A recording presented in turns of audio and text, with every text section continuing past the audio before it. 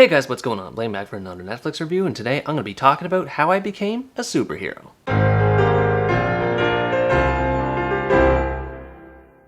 How I Became a Superhero is a French superhero drama movie set in modern-day Paris and in a world where superpowers are pretty commonplace and the people who use them are generally accepted by society at large. It tells the story of a man named Gabriel Morneau, a cop who lives a pretty mundane existence in the city of Paris until he finds himself being asked to investigate more and more crime scenes, which all feature evidence pointing to a drug operation taking place within the city and involves the smuggling of superpowers to its citizens. The citizens take these superpowers the same way as one might with any other hard drug that's out there, which leads them to turn psychotic and commit mass amounts of crime throughout the city. So Morneau enlists the help of a fellow detective at the station he works at, along with the help of a former band of superheroes that disbanded long ago in order to put a stop to the drug epidemic before it's too late. This movie reminded me a lot about another movie that had a similar concept to it in the form of Project Power, just in the way that characters took superpowers in pill form and they ended up going crazy as a result. While this movie does a slightly better job than that movie in setting up its world,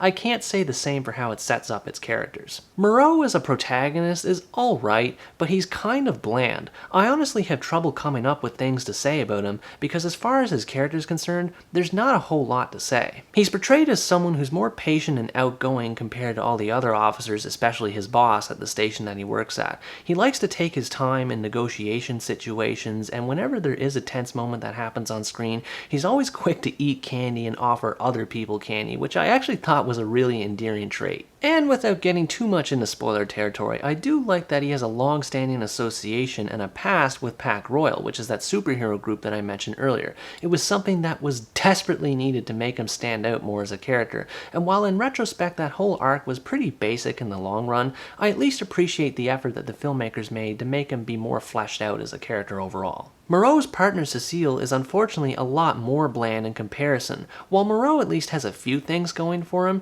Cecile remained a blank slate throughout pretty much the entire movie. She just doesn't have anything going for her personality and character-wise. She's not exactly terrible, but she's definitely not remarkable either. She purely exists as a vehicle to help move the story along with Moreau's investigation. That, and she has quite possibly the worst setup for a romance I've ever seen, at least in a movie this year. The former Pac Royal members are decent for the most part, but as with the protagonist, they're pretty bland. There's Callista, who tries to use her superpowers in a different way to still benefit society, so she has a lot more backstory going for her in that regard, but she is sorely lacking in the way of personality. Conversely, we have Henri, who is the total opposite of Callista in that he has nothing but personality and is a lot of fun to see whenever he's on screen, but he doesn't have as much in the way of backstory other than having medical issues related to his age that affects his superpowers. And honestly, I'm not a big fan with how the movie tries to explain away his problems related to his age and superpowers. It all seemed like an afterthought in retrospect. The world in which these characters all live in is a pretty interesting one in that it features both normal citizens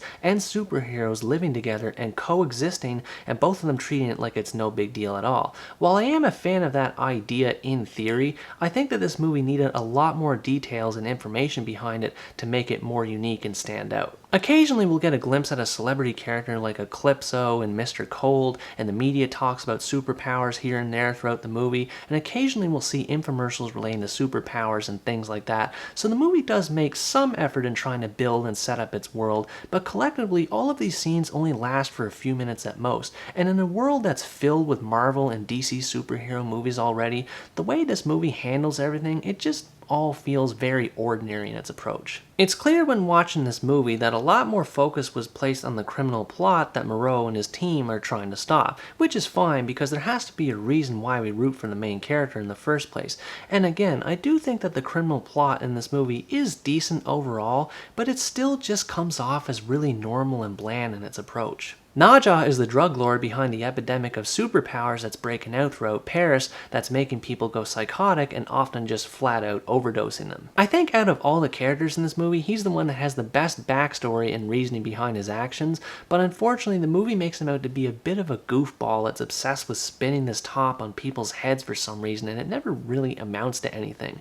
He has a lot of potential as a character, but the movie never takes full advantage of him. I actually think the way this movie handled its superpower plot was pretty fascinating, at least at first, in that it manages to separate the superpower from the superhero, and it reminds audiences throughout the movie in cleverly placed media broadcasts that not everyone that has these superpowers are necessarily a superhero themselves. The problem I have with that, though, is I feel like that exact same idea has been done in at least 2 or 3 other shows, one of them being Project Power, which I've already talked about in this review, and The Boys, and those are just the examples I can think of off the top of my head right now. This movie doesn't really do a bad job telling its story, but it is desperate for something to make it more distinct and less bog standard. The few action scenes that are there do help to make things a little bit more entertaining while they last. The movie does do a good job showcasing a variety of superpowers such as fire, electricity, and telekinesis, including a few other powers that I was actually pretty surprised to see being portrayed on screen. Sadly, as good as the action can be in this movie, there's just not enough of it to go around, and it never really lasts long enough to make an impact on the viewer.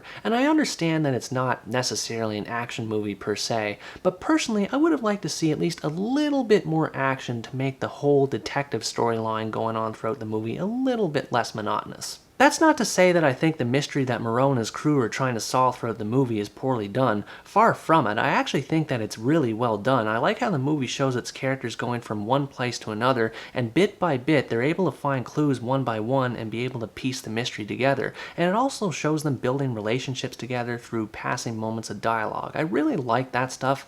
I just think that there's too much of it, and the movie would have benefited, like I said earlier, with a bit more action. That, and I found the ending to be pretty disappointing and especially confusing. Again, without getting too much into spoiler territory, there's a psychologist character that's introduced in the last half hour or so, and really threw me for a loop in how she related to the big evil plot in the grand scheme of things. It felt like at that point that the movie had run out of gas and couldn't wait to get itself over with. So in that sense, that aspect of the story, to me anyway, felt rushed and incomplete. Overall, How I Became a Superhero is decent, but ultimately forgettable. It is intriguing, but very slow moving in how it handles its story, and does little to stand out from the crowd. If you like detectives and superheroes and you don't mind a story moving on the slow side of things, I suppose you could find something to enjoy when watching this movie. I think this movie had potential to be a lot better than what it was. It is quirky and compelling in some respects, but in the end, it really isn't anything you haven't seen before. Anyways guys, that's going to wrap up my review of How I Became a Superhero. Thanks for watching this video, I hope you enjoyed it, and as always stay tuned for the next part, where next time I review the Italian horror movie, A Classic Horror Story. Bye bye!